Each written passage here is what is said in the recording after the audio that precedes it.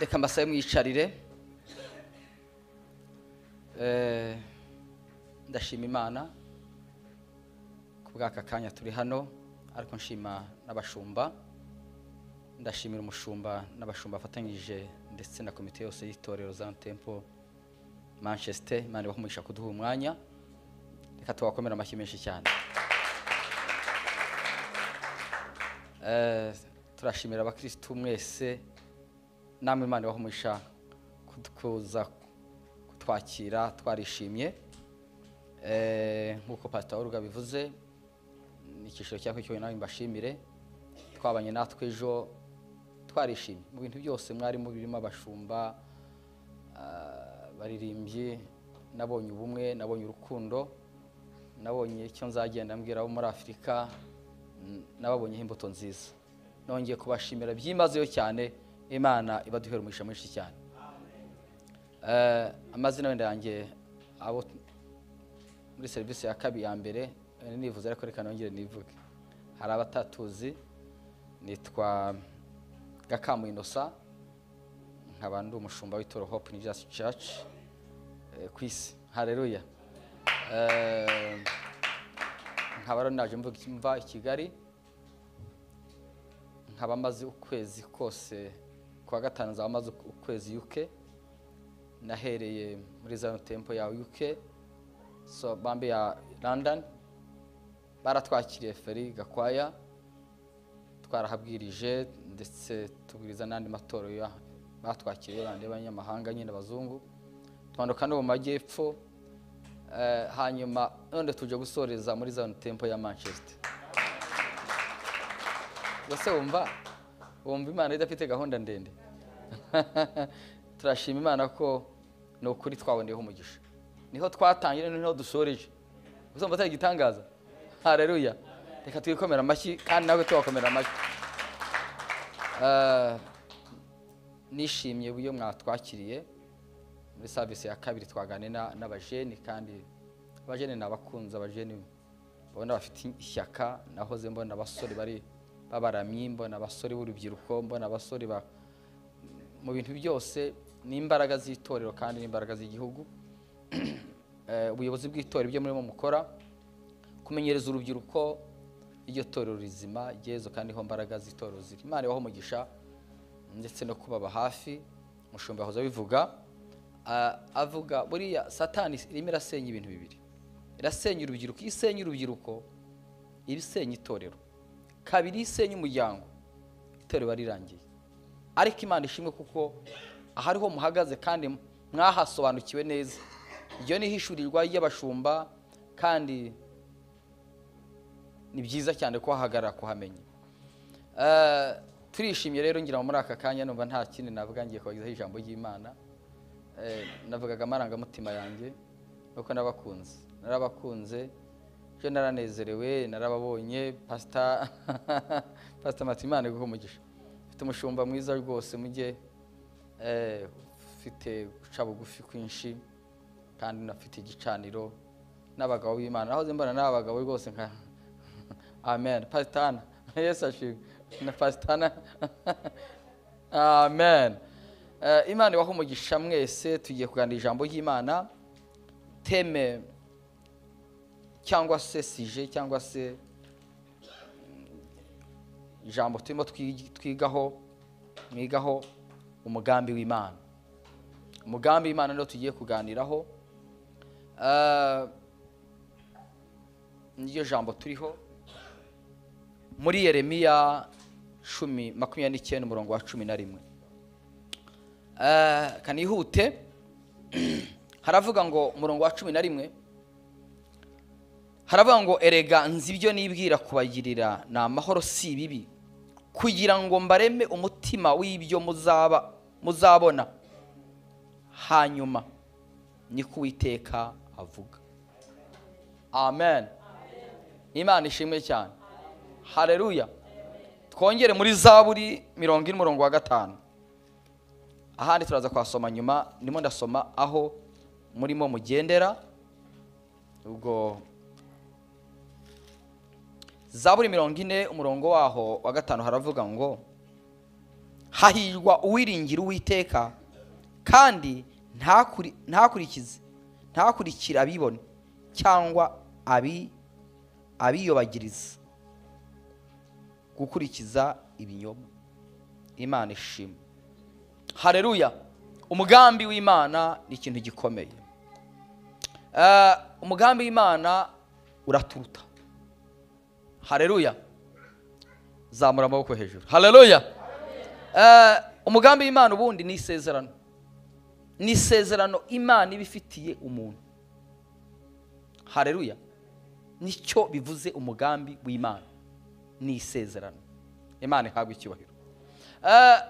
Aya magambo rero tugiye kuganira muri iri jambo dusomye muri Yeremiya 29 umurongo waho wa 11. Iri jambo yabwirwaga bande?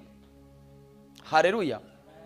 Iri jambo n'umuhanuzi Yeremiya yarivuze mu gihe cyari kigoye abayuda, igihe bari baragiye i Babuloni bajyanyweho imbohe n'umugabo bita Nebukadinezari.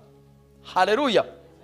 Iri jambo rero aribwira abayuda kugira ngo abakomeze umutima, kugira ngo ntibave mu byizero cyangwa ntibayobe, kuko hari byinshi byabayobyaga. Imana ihabwa icyubahiro. Abandikira urwandiko ababwira amagambo yamenyesheje ibyiciro bigera kuri 4. Icyiciro cya mbere yabwiraga abakuru b'abayuda, kabiri yabwiraga abatambyi, gatatu yabwiraga abahanuzi, akabwira na rubanda, abaturage muri rusange. Abandikira ababwira ngo, Imana ishimwe cyane, arababwira ngo mukomere, mutuze cyangwa se mushikame, kuko igihe cyo kuva i Babuloni ntikiragira, ntabwo Imana irabyemera. Haleluya. Impamvu ntabwo kiraba. Arabwira ngo mutuze mwubaka amazu, nimurangiza mugira gute? Muhinge, mworore. Imana ishimwe. Mbega mushaka ubushobozi aho muri, mwiyubake mukomere. Ntimurebe uvuga ngo se ngo ejo turagira. Iyo umuntu avuga ngo ejo ndimuka ndagenda, nta kintu ashobora kugira. Ariko iyo umuntu ashinze amaguru agatuza umutima, abasha kubaka ubushobozi kugira ngo abashe nasubira inyuma azajye gusana ibyo yasize bitarubatse. Urumva? Yababwiraga ngo mubanze mushake ubushobozi aho ngaho muri, mushake, mwige, mukomere, ntimurangare. Nubwo Imana yahabajyanye ifite impamvu kugira ngo ibigishirize i Babuloni. Imana ishimwe cyane. Wasanga ijambo na Imana ibime babwira, muraha kugira ngo mwige, mushake ubushobozi, ariko mujye mwibuka ko iwanyu atari gakondo yanyu. Mushake ubushobozi, mushake ibyo byose, ariko mugira gute? Kambaye message, mumenye ko muzasubira muri Afurika mukubaka ibintu bikomeye. Hasa muzubaka, ntago muzubaka muri Afurika iwanyu hariya niho muzubaka amazu, naho wenda muzayagura, ariko kuri gakondo igihe nikigera muzagira gute? Muzasubirayo. Ntago mufite isezerano sa muri cyo cy'Imana. Imana ihabwa icyubahiro. Avuga ayo magambo abakomeza, aranje avuga icyiciro cya kabiri. Arabwira ngo rero nubwo bimeze muzakora ibyo ngibyo, muzirinda abahanuzi b'ibinyoma. Kubera umuhanuzi w'ibinyoma ajya kubwira ibiri mu mutima, kuko niba barondora umurondoza arondora ibyo uri mutekereza. Rimwe bakavuga ngo ni Imana yavuze kandi atari Imana yavuze. Benshi baguye muri urwo ruzerero kubera yafashe kuri santima zawe, akurura amarangamutima akavuga ngo ni Imana ivuze kandi atari Imana yavuze. Benshi rero bakagwa muri urwo ruzerero ntibagere ku mugambi w'Imana, icyo Imana ishaka kugira ngo ikore. Kubera iki? Yakuriye amarangamutima y'ibyo urimo kugira ngo akunezeze, atari Imana yavuze. Arabwira ngo muzirinda abahanuzi b'ibinyoma. Kabiri, kandi muzirinde arabwira ngo barose, kuko nanone rimwe na rimwe hari ubwo turota ibyo dutekereza atari Imana yavuze. Bivuga ngo rero Yeremiya nk'umuhanuzi ukuze yabareberaga yababwiraga igihe cy'Imana, igihe kizabera. Arababwira ngo igihe nikigera, imyaka 70 nirangira, haleluya, Imana izabagarura iwanyu, haleluya, izabagarura muri gakondo, mwongere mugira gute, musubire i Yerusalemu, kandi mwongere kujya kubaka ibyasenyutse. Imana ishimwe cyane, haleluya. Arabwira ngo rero nibwo yavuze iri jambo ngo ngibyo nibwira kubagirira ntabwo ari bibi n'ibyiza. Nubwo muri Babuloni, nubwo Babuloni yabaziritse, nubwo Babuloni ibaremereye, ariko umugambi wanjye uri hejuru ya Babuloni, haleluya. Nubwo Babuloni baremereye n'abana banyu, mutabona ikirere, mutabona inzira, umugambi wanjye uraremereye kurusha Babuloni. Yo, iyi sezerano ry'Imana riri muri wowe, yo Imana igukomereza Babuloni, kandi ikaguhera inzira, ikakubakira, ikagukomereza, ikagushira inzira, ikagushyira hejuru. Ikagukomereza Babuloni kubera iki? Umugambi wayo.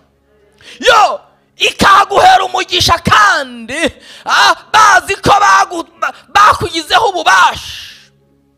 Niki gishobora gutuma uba Babuloni kandi umugambi Imana ukazasura ku buzima bwawe? Haleluya. Hari ibisabwa, wow, hari ibisabwa kugira ngo ube Babuloni, kandi uhubake, uhabyarire. Babuloni ntikuyobora, ahubwo uyiyobore. Birasaba iki? Birasaba kudata umwimerere. Birasaba kudata identite yawe. Iyo watakaje identite, ikintu cyose uba wagitakaje. Icya kabiri, iyo watakaje amahame y'Imana, Imana mu buzima, umwimerere w'agakiza, ukifuza gusa nabi Babuloni, Babuloni igutwaza igitugu. Tuzamura icyoro cy'Imana. Igutwaza igitugu, ikintu cyose kikakuremerera, kandi uzi ko ufite Imana, ugasanga Babuloni usigaye uramyera Babuloni, kandi uzi Imana n'amategeko y'Imana kuko iri hejuru ya Babuloni. Bivuga ngo icyatumye babanyaga bakabakura i Yerusalemu nuko bataye, bibagirwa amategeko y'Imana yabo n'imirimo yabo. Umwami Nebukadineza abagiraho ububasha, arangije kubagiraho ububasha arabanyaga. Amaze kubanyaga abakuramo ibiryoshye, abakuramo ibigize gute, ibiryoshye. Iyo ubumana bwavuye mu muntu, umuntu asigara ari igikatsi. Iyo ubumana bwavuye mu bantu, asigara akora ibya abi Babuloni bakora. Ale constat. Ntatinya kuroga, ntatinya gusambana, ntatinya kugambana, ntatinya gukora ibyangwa n'amaso y'Imana, kubera akora imigenzo y'i Babuloni, kandi yitwa ko ari Umuyuda. Kubera iki? Yatakaje identite, yatakaje agaciro k'Imana. Aya niyo magambo Yeremiya yababwiraga, amagambo akomeye. Oh, haleluya. Yo, kugira ngo umugambi w'Imana usohore, biragusaba iki? Biragusaba gukiranuka. Biragusaba iki? Gukiranuka. Biragusaba iki mwene da? Gukiranuka. Reka mbabwire, ndavuga abagabo babiri babaye mwisa, nta wundi muntu bavugira, kandi bari mwisi, ariko bahindura Babuloni, kandi Babuloni irabumvira, bayihagarara hejuru. Nubu ni icyitegerezo tugenderaho nk'abizera. Umugabo wa mbere ni umwana muto witwa Yosefu. Yosefu ajya Egiputa, yazize iki? Yazize inzozi yarose, yo azirotorera bene se. Reka dusome twihuta.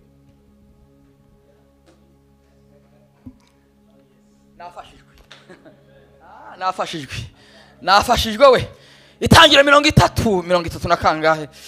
na karindwi, umurongo waho 37 umurongo waho, reka duhere kuri 5. haravuga ngo Yosefu arota inzozi, azirotorera bene se barushaho kumwanga. Arababwira ati ndabinginze nimwumve inzozi narose, ngo twahambiraga imiba mu murima, umuba wanjye urahagarara urema, iyanyu miba ikikiza uwanjye wikubita imbere. Bene se baramubaza bati ni ukuri wowe uzaba umwami wacu? Ni ukuri wowe uzadutwara? Izo nzozi ze n'ayo magambo ye bituma barushaho kumwanga. 9, yongera kurota inzozi, izo nzozi azirotorera bene se ati nongeye kurota izindi nzozi, ngo izuba n'ukwezi n'inyenyeri 11 byikubise imbere yanjye. Azirotorera se na bene se. Se aramucyaha aramubaza ati izo nzozi ni inzozi iki? Ni ukuri nge na nyoko na bene so tuzaza twikubite hasi imbere yawe? Bene se bamugirira ishyari, ariko se ajya yibuka ayo magambo. Imana ishimwe. Yo, umugambi w'Imana ni ikintu gikomeye, turi hejuru y'umugambi w'Imana. Wow, hallelujah. Yo, uyu mwana ava mu babyeyi be yari afite imyaka mike, yari urubyiruko muri za 17 na 18. Haleluya.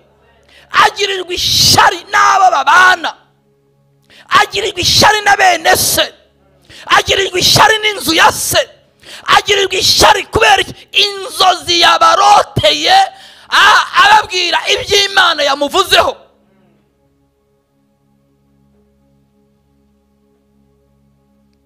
Izo nzozi zituma abavandimwe bamugambanira, zituma bamugirira ishyari. Baravuga ngo uyu muntu ndihuta kwera umwana. Izo nzozi arangije bajya kuragira amatungo ya se, baricara bajya inama, baravuga ngo nimureke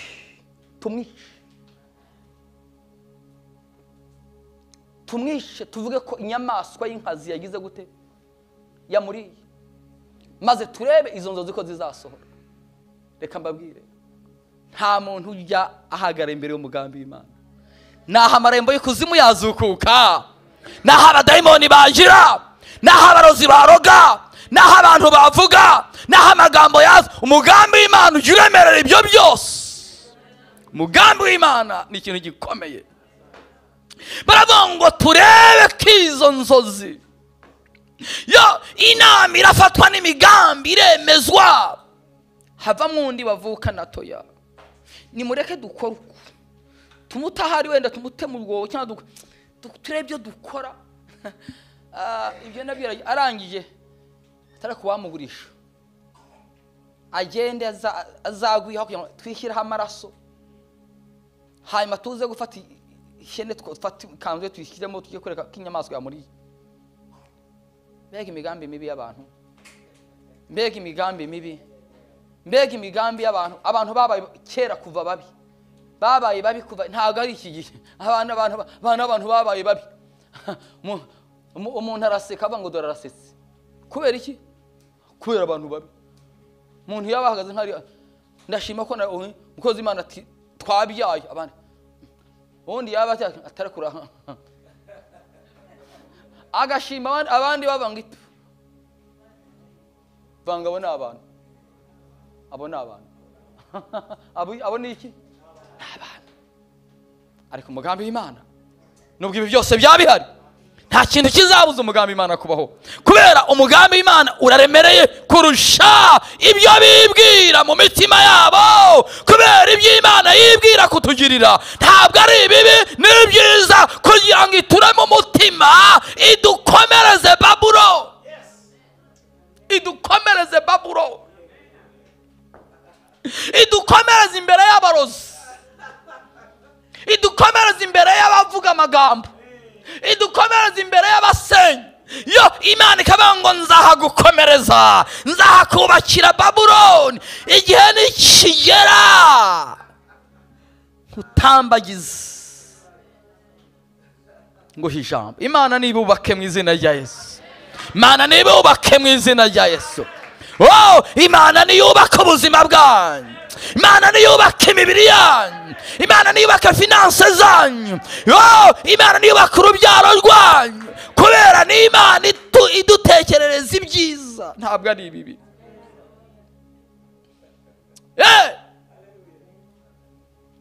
Arangije baramutanga, bamugurisha amahera. Abarundi bayita ngo amahera. Amahera bivuga ngo amahera arahera. Abantu babaye i Burundi na muzi urambuka amahera nyine. Amahera arangira. Amahera arangira ariko umugambi w'Imana nturangira. Ibisho nicyo gishoro kitarangira. Amahera ararangira, ibyubahiro birarangira, twarabibonye. Abantu bajya bahitinga ejo bakongera bakaryama, abandi bagahitinga. Ariko mukagira Imana, ariko umuntu ufite umugambi w'Imana, ayi data, umuntu ufite umugambi w'Imana ntashobora guferinga, kubera kereka iyo bigizemo iki uruhare witwaye nabi. Imana ishimwe. Aragenda baramugurisha, bamushyira kwande, n'umusirikare urinda Farawo abumutware uriya muhungu yajya mu ikintu yakoze. Yari afite igikundiro cy'Imana kandi cy'abadayimoni. Buriya rero hari ibikundiro bibiri. Hari igikundiro cy'Imana n'icy'abadayimoni.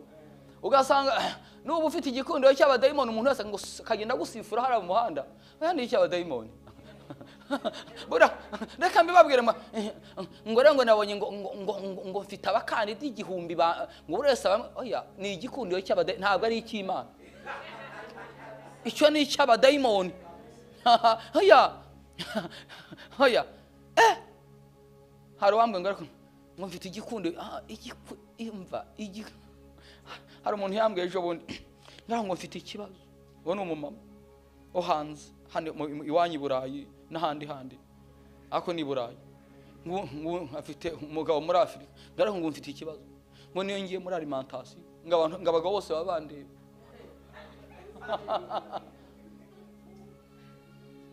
Ufite umugabo warabyaye, uracamo ukabona ko abantu baracyakureba, nawe ukabyemera ko abantu bakureba. Vanga ufite igikundiro cy'abadayimoni barakuzengurutsa, ahubwo ukeneye kwegera abashumba n'ubu bafite tutari inzererezi, bakakurambikaho ibiganza, bakagukuraho iyo mikasiro y'abazimu. Ariko iyo ufite uwo mwuka uri inzererezi, kandi inzererezi igwa ku gasi, nta bandi bagukuraho iyo mikasi, ni ababyeyi abashumba babo. Ariko Yosefu yari afite igikundiro cy'Imana, kuko igikundiro cy'Imana iyo uzi ko ari favor y'Imana, naho hari ibyo wemere hari n'utemerewe. Impamvu umugore wa Potifari aramubwira, ubwo niho nihuse kuko yamaze uwo mugabo kumuha ubutunzi bwo kuba ari akontorora, ariwe Mana y'ijya urugo rwe. Aramwanga ati acyokora umugore wanjye niwe wenyine, ibindi byose ndabiguhaye nabo hasanze hose uzabayobore. Ntihaciye kabiri, icyo yakoze ni iki? Umugore aramwifuza, aravuga ati n'ukuri yewe iyo nkubonye ubuzima burahagarara. Nawe unyumvira, abo ni abazimu. Nta bazimu mwa bantu b'Imana, abo ni abazimu. Kugeza igihe amufata ku ngufu. Gufata ku ngufu ntibibaye none, niho byaherengera ngo niho byagize gute, kandi bihera ku mugore. Umugore niwe atangiye gufata umugabo ku ngufu. Aravuga ati amufata ku ngufu, niho byahereye. Ariko igitangaza Yosefu aravuga atoya ma, ntibikabeho. Databuja yampaye uburenganzira bw'ibintu ariko ni wowe wenyine umva gukiranuka kuri mu mugambi w'Imana. Aravuga ngo ntibikabeho ko nakora icyo cyaha kuri databuja ndetse no ku Mana. Arasohoka, icyenda gitaho ngaho aramucika. Ari abantu bavuga ngo mfite amavuta rero ngo mfite amavuta n'ibitangaza. Oya, hari ibintu hunga, hari ibintu hunga ugahunga.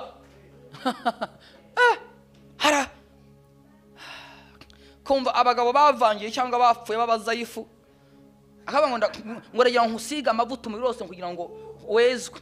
Wasiga igitsina mudahuje cyamba busu gisiga amavuta ngo shuti yanjye.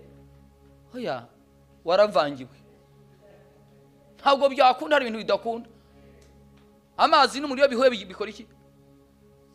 Ntibyakunda rero. Tuzamuhiyo cy'Imana. Imana ihabwa icyubahiro. Haleluya. Arahunga ibimpamvu, hanyuma umugore aramwajwa, vangara mwajwa. Abwira ngo wa munyagwa w'umuguzi twaguze yashatse kumufata, umva ikinyoma. Yongeye ageze iki kumva ngo ikinyoma. Ikinyoma iyo umuntu hari Babuloni haba ikinyoma. Kandi icyo kinyoma kinjiye no mu nzu y'Imana. Baraharabikana, barasenyana Babuloni. Ariko Yosefu kubera yari afite isezerano aribereye maso, arasohoka avuga ngo ninshaka n'ubundi na bene mama na data barangurishije ariko sinzemera gukora icyaha. Ariko yabarundi avuga ngo nabonye amahirwe, muka boss nawe yankunze. Baba basore babazayifu bo hanze, iyo abonye umuntu muka boss yaguha ibintu byose, na boss n'umugore bose bampaye icyizere ndasangira ku meza na boss.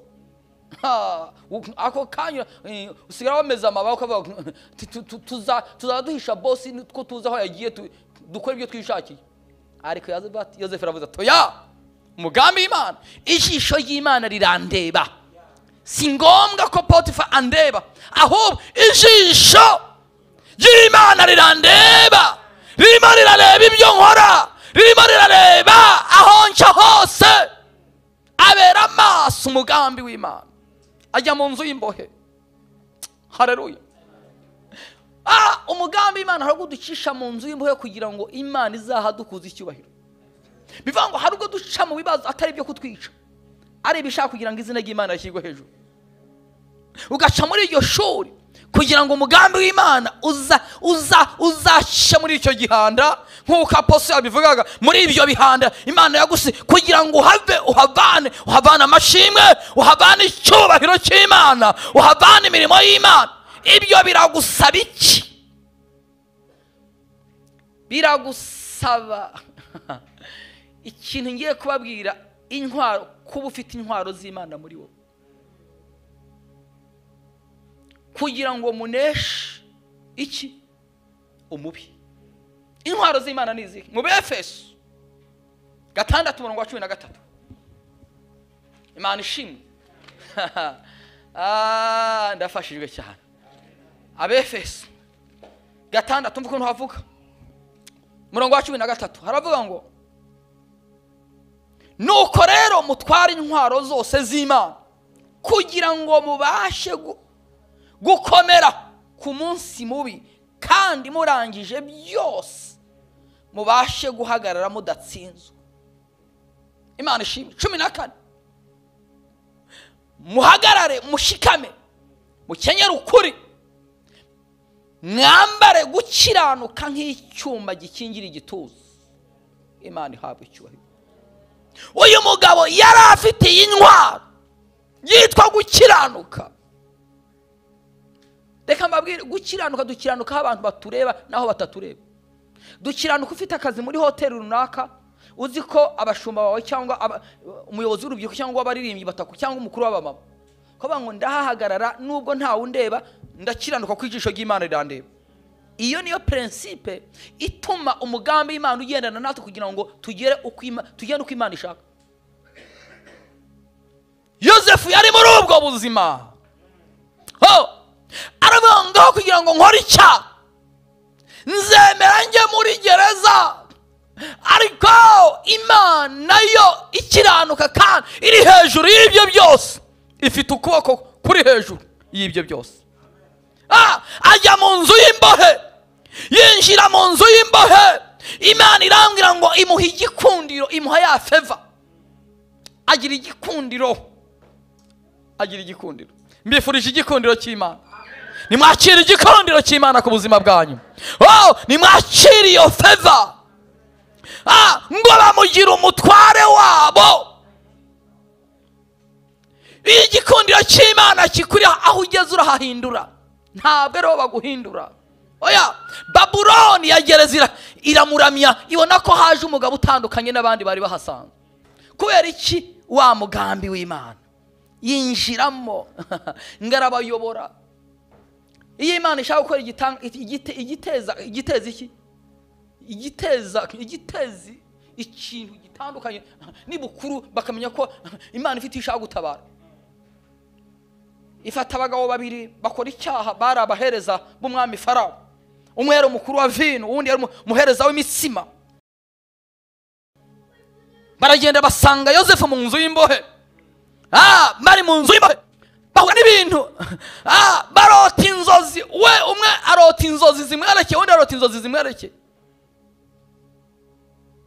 Barose inzozi ngo zihagarika imitima yabo. Imana ihabwa icyubahiro. Vango zihagarika imitima. Buriya hari ukuntu umuntu arota inzozi akabura n'amahoro, umutima ukamuya. Arangije ngo byabayoyaba ngo ninde yadusobanurira ziriya nzozi ko byaducanze, inzozi twarose zaduhagaritse umutima. Yosefu ngarangije naratangaye.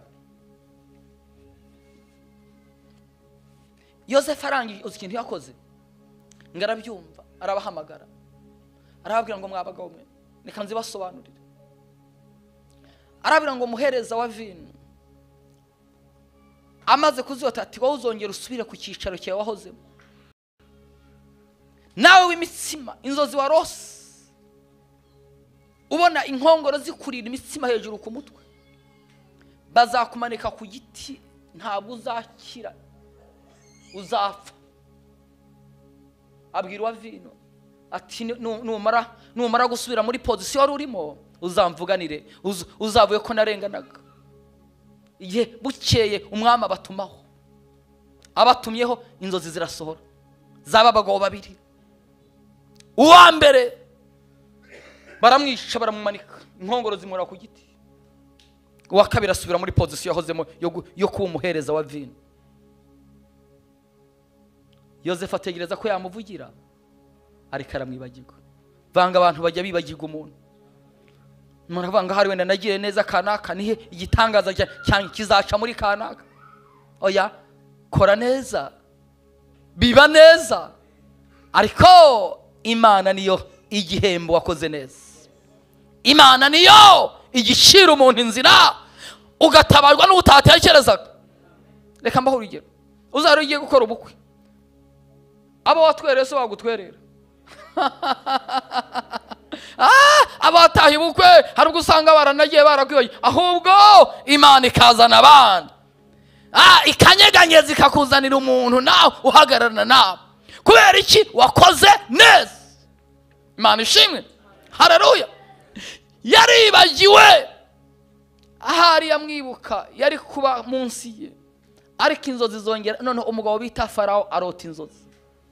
Vanga arota inzozi, arota inzozi kugira ngo umugambi w'Imana usohore kuri Yosefu.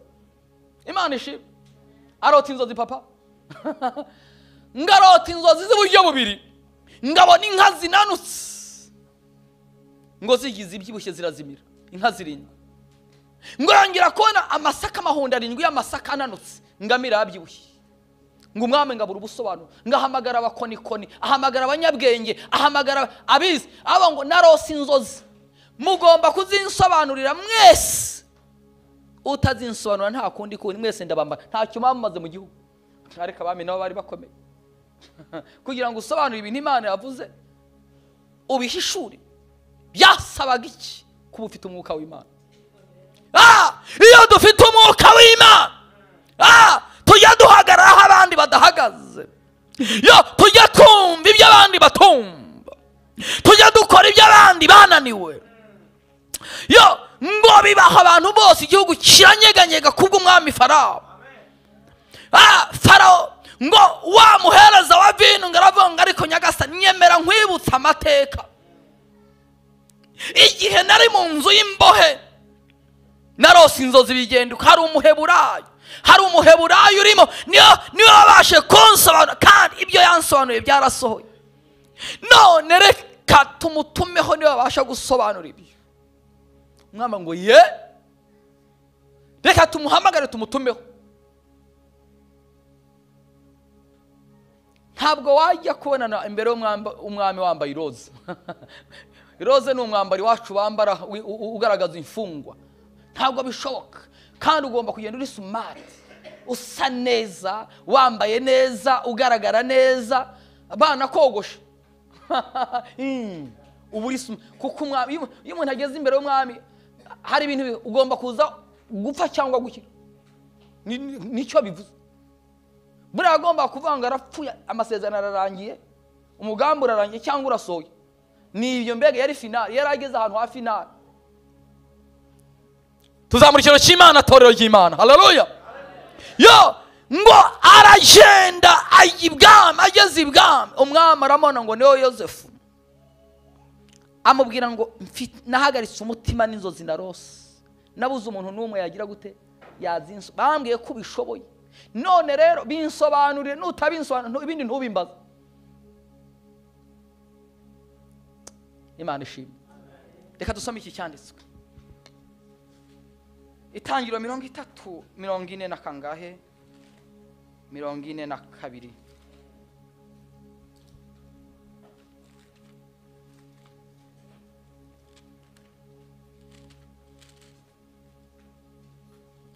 Sorry 41.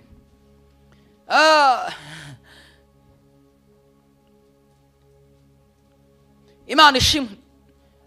Turaje tuhasome mu kanya, muze kuhasoma kuyo nihute, si murahisomera. Itangiriro 40:37 mugeze 46, muze kuhasoma. Imana ishimwe. Uyu mugabo abwira Farawo, amusobanura za nzozi zari zahagaritse umutima we. Aramubwira ngo Nyagasani, izi nzozi zisobanura ikintu kimwe. Bivuga ngo mu gihugu cyawe hagiye kuba uburumbuke imyaka 7. Iyo myaka 7 abantu bazajya bahage bibagirwe ko inzara yabayeho. Imyaka 7 nishira hazongera haba amapfa, ku buryo abantu bazamira abandi.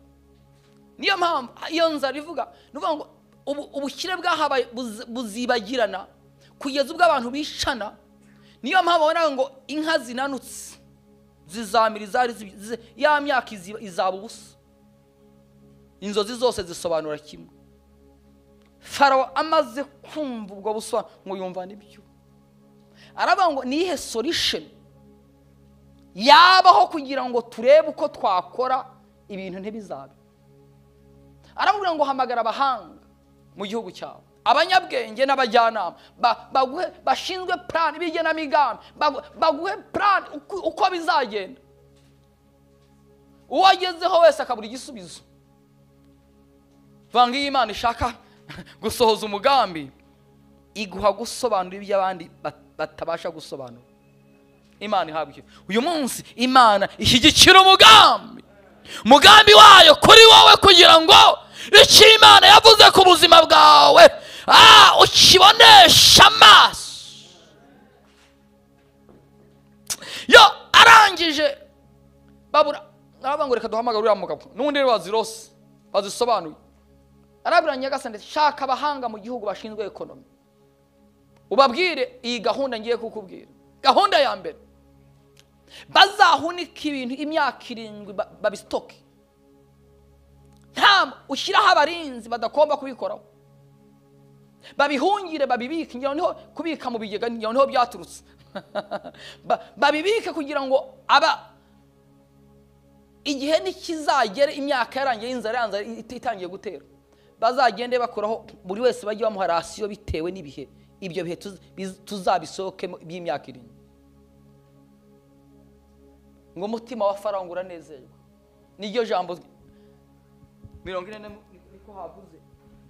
Umva yaje ngiyo nama inezeza Farawo n'abagaragu be bose. Farawo abaza abagaragu be ati, tuzabona he umuntu umeze nk'uyu uri mu mwuka w'Imana? Farawo abwira Yosefu ati, kuko Imana ikweretse ibyo byose, nta wundi munyabwenge n'umuhanga muhwanye nguhaye gutwara urugo rwanjye, kandi abantu banjye bose bazumvira icyo utegetse. Imana bazagira tubumvira icyo utegetse. Ku ntebe yanjye y'ubwami yonyine nzagusumba. Farawo abwira Yosefu ati, dore nkweguriye igihugu cya Egiputa cyose. Farawo yiyambura impeta iriho ikimenyetso cyo ku rutoki rwe, ayambika Yosefu ku rutoki, amwambika imyenda y'ibitare byiza, amwambika n'umukufi w'izahabu mu izosi, amugendesha mu igare rikururuka ye, bakajya bamurangamira bati, ni mu mupfukamire. Nuko amwegurira igihugu cya Egiputa cyose. Yo, haleluya! Yo, uwo ni umugabo yarinze umugambi w'Imana ku buzima bwe. Awurinda ari Babuloni, awurinda ari Egiputa. Aravuga ngo nubwo ndi Egiputa ntafite ba data wacu na ba mama bacu, ntafite abavandimwe, ntafite uwo mbwira ibyanjye, ariko umugambi w'Imana uri muri jyewe. Reka nshuti yanjye, umugambi w'Imana kugira ngo usohore uzabigiramo uruhare aho waba uri hose. Ntabwo umugambi w'Imana upfa gusohora utabigizemo uruhare. Kugira ngo usohore uzirinda kandi utware za ntwaro z'Imana mu Efeso 6:13-18 muze kwasoma. Imana ihabwa icyubahiro kugira ngo mubashe guhangana na Babuloni, kugira ngo ubashe kunesha ibikuta biri imbere yawe. Izo ntwaro reka nzibasomere bana we. Abefeso 6 haravuga ngo 6 umurongo waho wa 13 kugeza kuri 14 8 ngo nuko rero mutware intwaro zose z'Imana kugira ngo mubashe gukomera ku munsi mubi. Bivuga ngo umunsi mubi umuntu ajya ubona, kandi tubona umunsi mubi aho uri hose. Niki cyagushoboza ku munsi mubi? Nuko ufite intwaro z'Imana mu buzima bwawe. Haleluya. Munsi mubi kabiri ngo kandi ngo murangije byose mubashe guhagarara mudatsinzwe, muhagarare mushikame mukenyere ukuri. Iyo ufite ukuri muri Yohana 14:5 ngo Yesu niwe nzira n'ukuri. Iyo ufite ukuri ufite Kristo. Igihe ufite ukuri muri wowe uba igisubizo cya benshi nubwo waca mu kibazo, nubwo batakumva ariko ejo bazakumva. Ukuri kuratsinda. Kabiri ngo mwambare gukiranuka nk'icyuma gikingira igituza. Gukiranuka bigendana n'ukuri.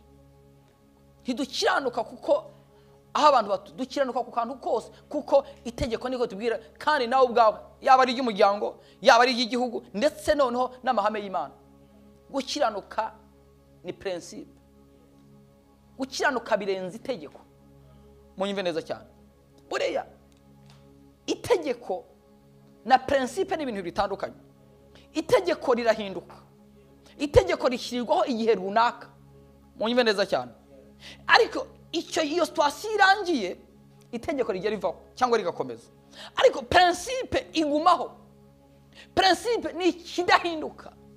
Gukiranuka rero ni principe umuntu ashyira mu mutima akavuga ngo ntabwo nziyandurisha ibyo kurya by'ibwami, ntabwo nzakora icyaha kubera Imana yanjye yanga icyaha, nzakiranuka mu mvura nkiranuke no mu zuba. Nzakiranuka abantu bandeba, nkiranuka abantu batandeba.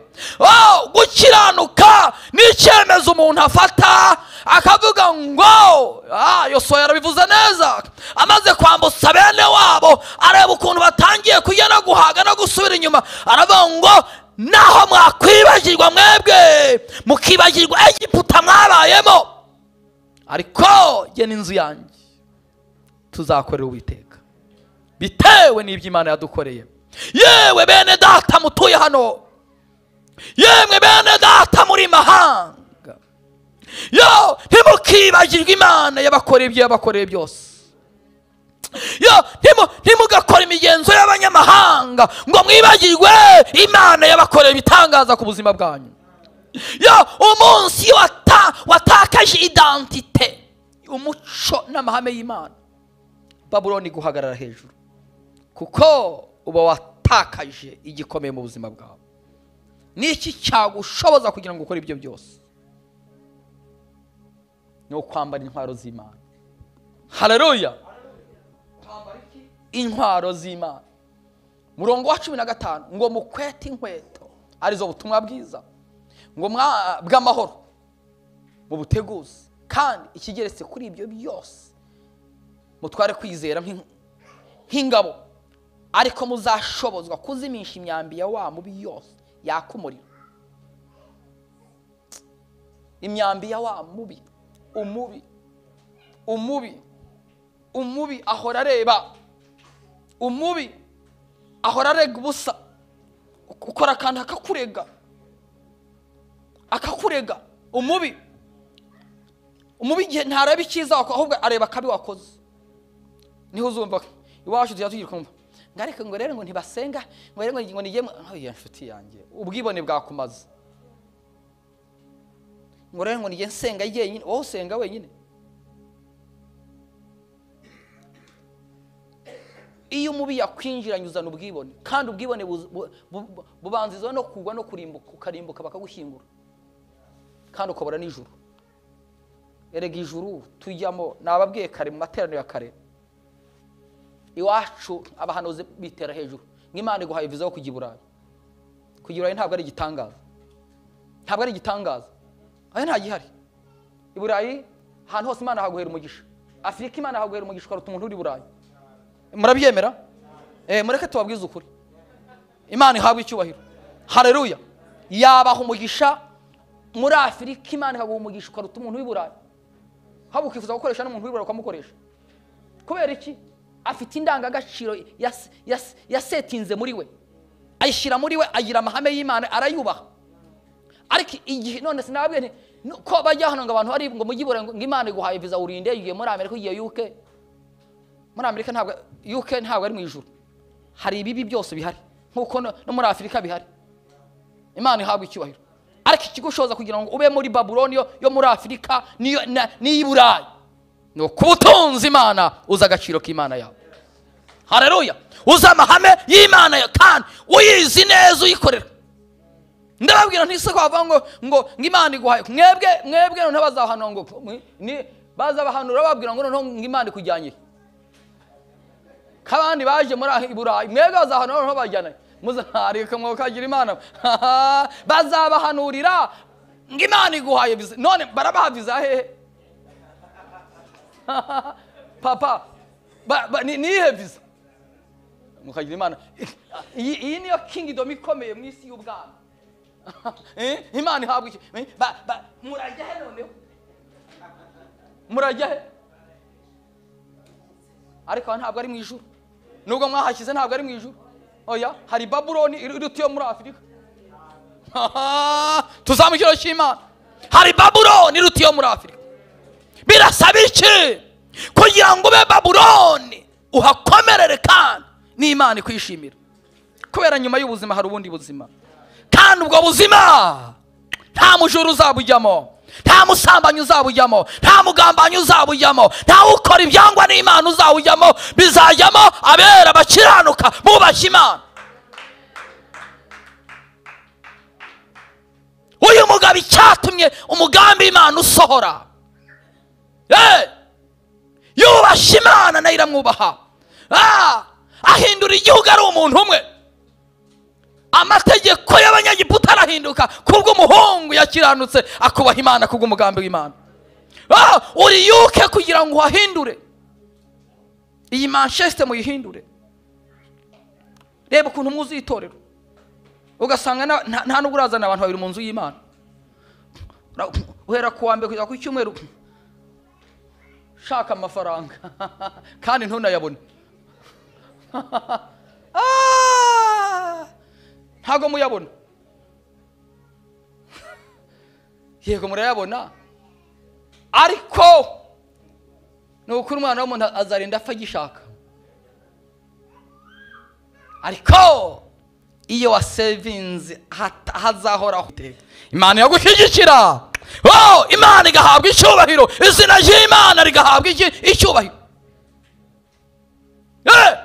Ndagira ngo mbabwire umugambi w'Imana urakomeye. Ugomba kubera amaso kandi ugahagarara kugira ngo izina ry'Imana rishyirwe hejuru. Kugira ngo izina ry'Imana ryamamare. Iyo niyo ya mbere ikomeye. Niki muzakora kugira ngo abana banyu mubategeke mubabwire? Nuko muzabibuka, muzabaha identity, indangagaciro yanyu y'umwimero. Ugahamagara umwana ukamubwira ngo iwacu byari bimeze uku nguku kandi mwarakuze mubaho. Ukemera umwana ukamubwira ngo rero ngumwahi muranabiginirira. Itegeko ariko mubwire, senga unanamubwire. Alo tuzamukiro cy'Imana bamwe ababyeyi mwe bakoze b'Imana. Mugabo wa kabiri utarahindiwe na Babuloni, ariwe cyitegerezo cyacu, ariwe turamya, umwami w'abantu, umwami Yesu w'i Nazareti. Haleluya. Aza mu Bayuda ntibamumenya, aza mu bantu baramugambanira, abo yaje gucungura. Haleluya. Ariko akomeza gukiranuka kugeza uyu munsi wa none. Niwe tugiye kureba nk'icyitegerezo cyacu cy'ibyiringiro, kugira ngo tumuvuge kandi tumubwire n'aba banyamahanga bamumenye, bamenye ko nta ubundi bwami bwose buzarangira, ariko ubwami bwe buzahoraho.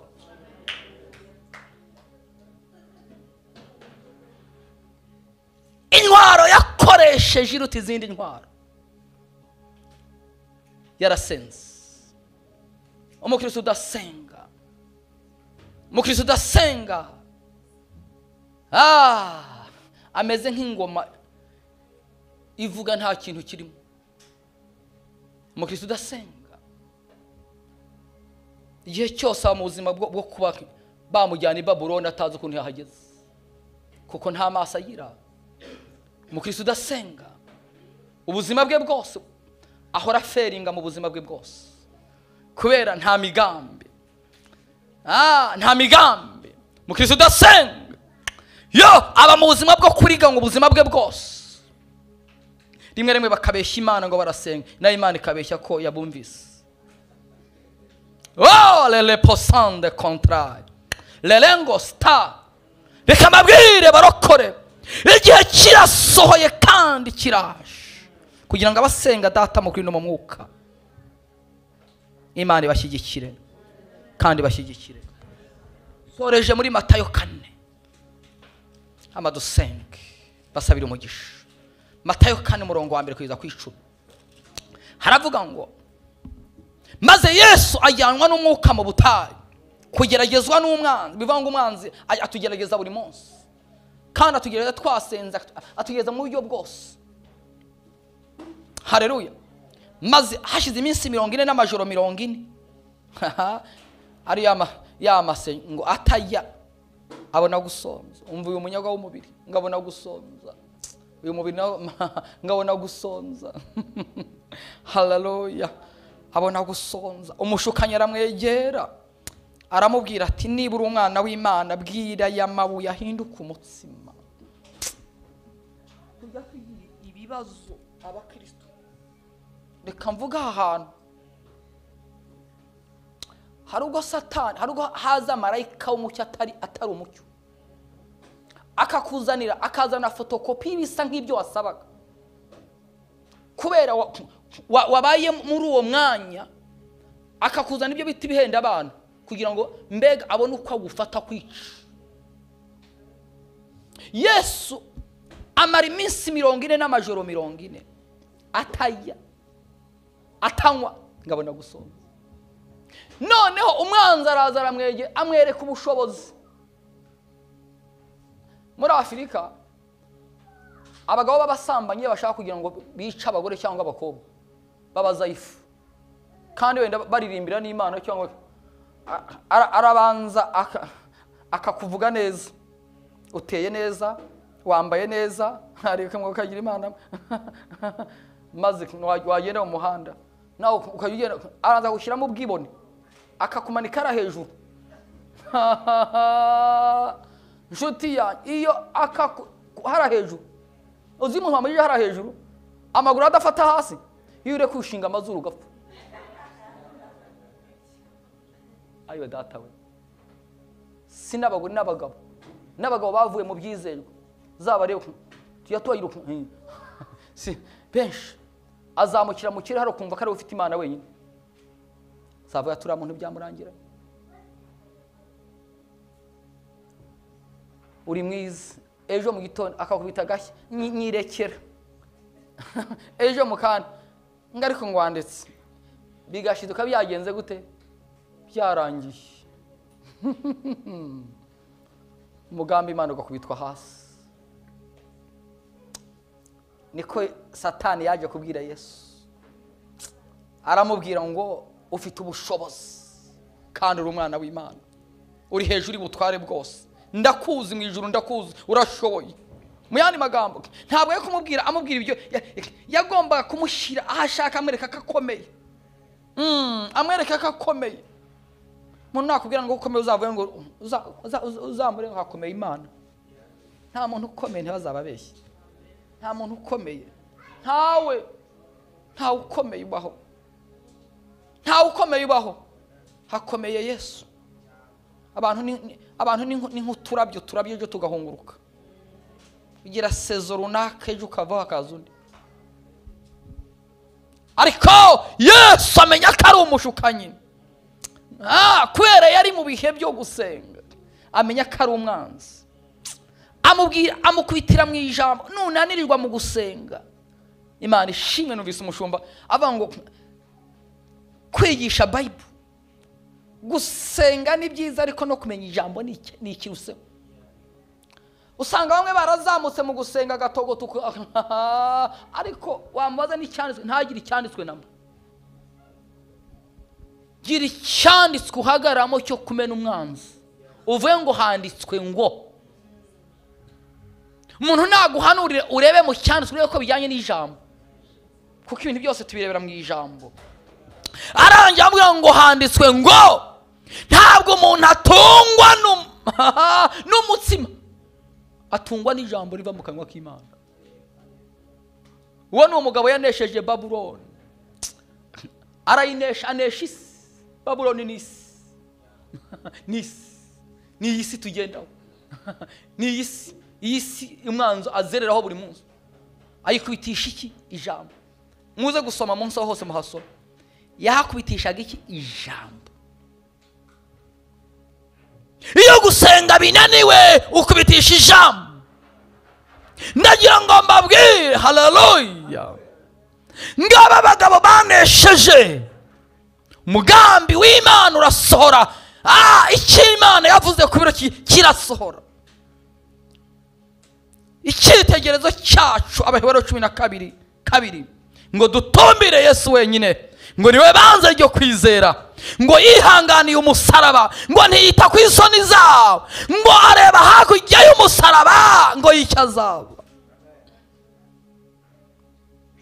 Baheburayo 2:18 ngo kuko yababajwe cyane no kugerageza ubwe, ngo abasha gutabara abageragezwa bose. Niyo mpamvu mugambi w'Imana ufite nyirawo, iyo umuhanze amaso ugera mu mugambi wayo. Iyo umugambi w'Imana, iyo urebye Yesu ukayoboza Yesu, aragushyigikira. Ese nshuti mwene data, haleluya, ndaje nkubwira ngo amasezerano Imana azasohora. Nuhagarara neza, ukumvira, ugaca bugufi,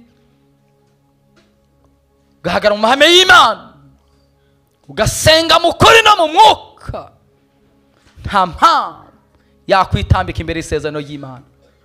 Ni ibiki Imana yavuganye nawe izagisohoza, kuko ari Imana itabeshya, kuko ari Imana ikiranuka ku gato na kanini.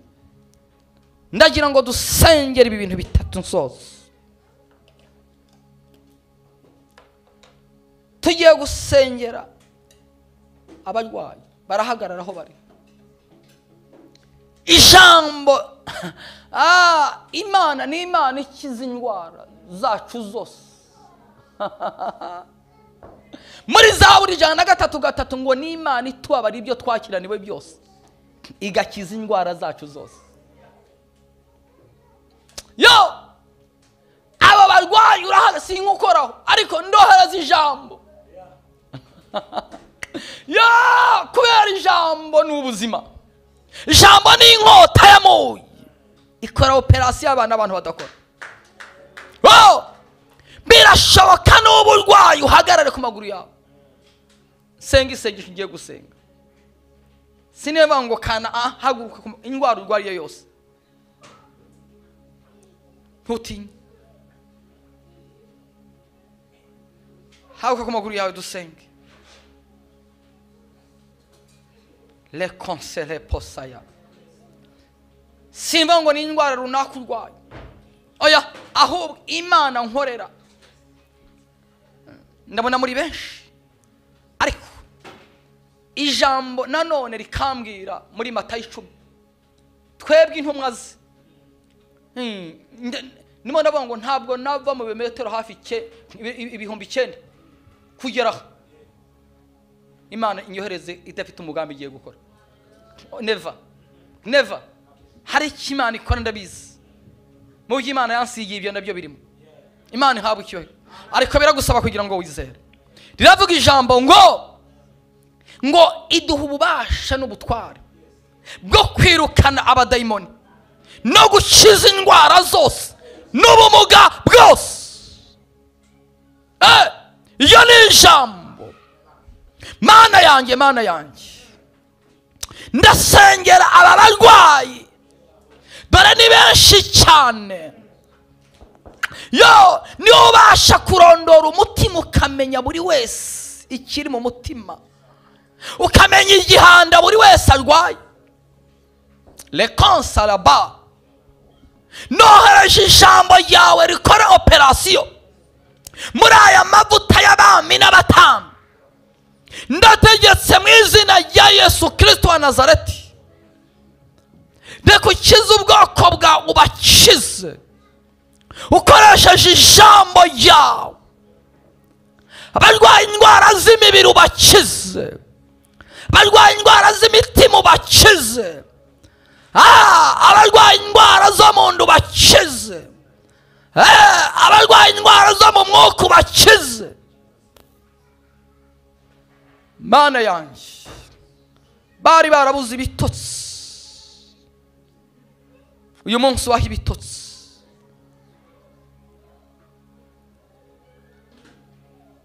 Mana irakoze. Ndimo ndabona ikiganza cy'Imana gikora ku bantu. Ndimo ndabona operasiyo. Hari umuntu Imana ikije umutima yanywaga ibinini, yararemerewe hano by'umutima.